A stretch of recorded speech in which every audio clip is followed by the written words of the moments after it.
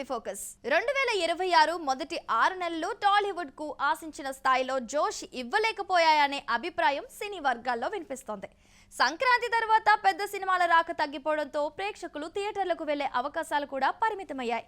కొన్ని మధ్యస్థాయి సినిమాలు మంచి ఫలితాలు సాధించినప్పటికీ ఇండస్ట్రీ మొత్తాన్ని కదిలించే స్థాయి బ్లాక్ బస్టర్లు మాత్రం పెద్దగా కనిపించలేదు. దీంతో అందరి దృష్టి ఇప్పుడు సెకండ్ హాఫ్ పైనే పడింది. రామ్ చరణ్ నటించిన పెద్ది ఇప్పటికే భారీ అంచనాల మధ్య ప్రేక్షకుల ముందుకు రాగా, స్టార్ హీరోయిన్ సమంత నటిస్తున్న మా ఇంటి బంగారం కూడా ఆసక్తిని పెంచుతోంది. మరోవైపు అఖిల్ నటించిన లెనిన్ సినిమా కూడా యూత్ లో మంచి బజ్ ను సొంతం చేసుకుంది. ఈ 3 చిత్రాలు బాక్స్ ఆఫీస్ వద్ద మంచి ఫలితాలు సాధిస్తే సెకండ్ హాఫ్ కు అదిరిపోయే స్టార్ట్ దొరికినట్లే అవుతుంది.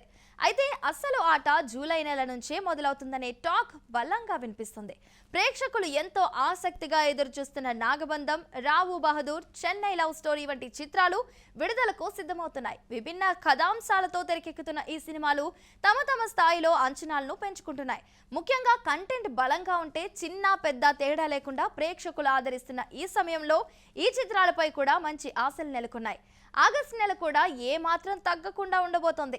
విశ్వనాథ్ అండ్ సన్స్, భోగి వంటి సినిమాలు విడుదలకు సిద్ధమవుతున్నాయి.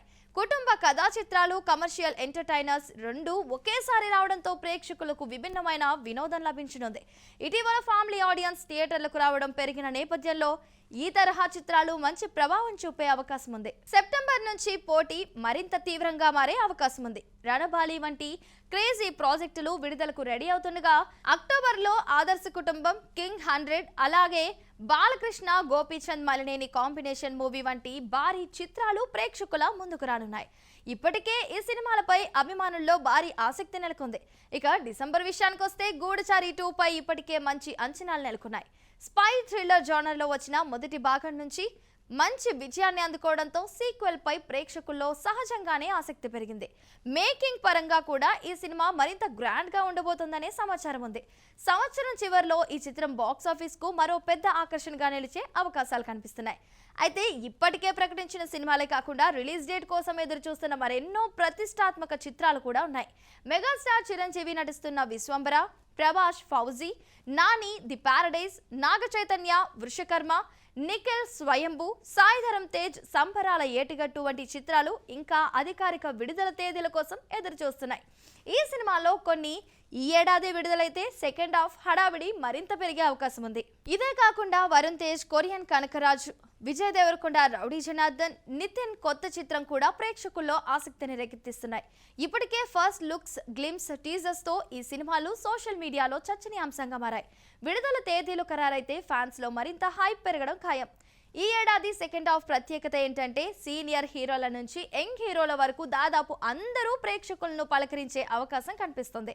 చిరంజీవి, వెంకటేష్, నాగార్జున వంటి సీనియర్ స్టార్లతో పాటు ప్రభాస్, నాని, విజయ్ దేవరకొండ, రవితేజ, సర్వానంద్, అఖిల్, నితిన్ వంటి హీరోలు కూడా తమ సినిమాలతో బరిలోకి దిగే అవకాశాలున్నాయి. ఒకే ఏడాదిలో ఇంతమంది హీరోల సినిమాలు రావడం టాలీవుడ్ కు చాలా అరుదైన విషయమనే చెప్పాలి.